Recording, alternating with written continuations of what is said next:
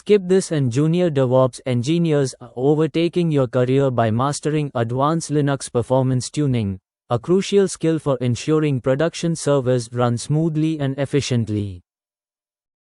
What it does: advanced Linux performance tuning involves optimizing various system components such as CPU scheduling, memory management, disk I/O, and network settings to achieve maximum performance and responsiveness.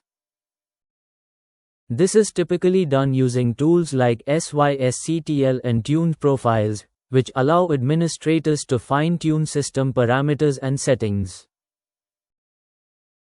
Command example. Breaking it down. The tuned admiral command is used to select and apply a specific tuned profile, in this case, throughput performance, which is designed to optimize system settings for maximum throughput and performance.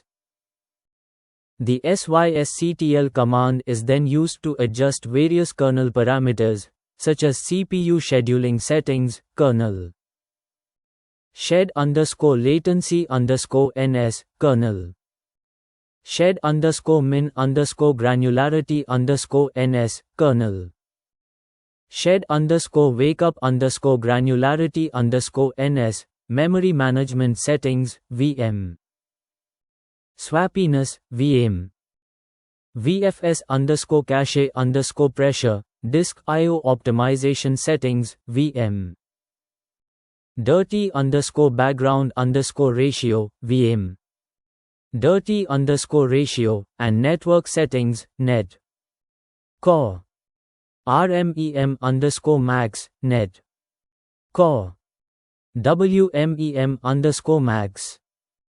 These settings are adjusted to achieve a balance between responsiveness, throughput, and system stability.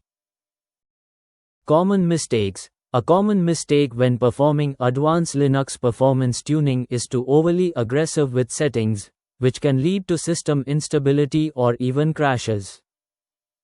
For example, setting VM swappiness too low can cause the system to run out of memory, while setting it too high can lead to excessive disk I/O.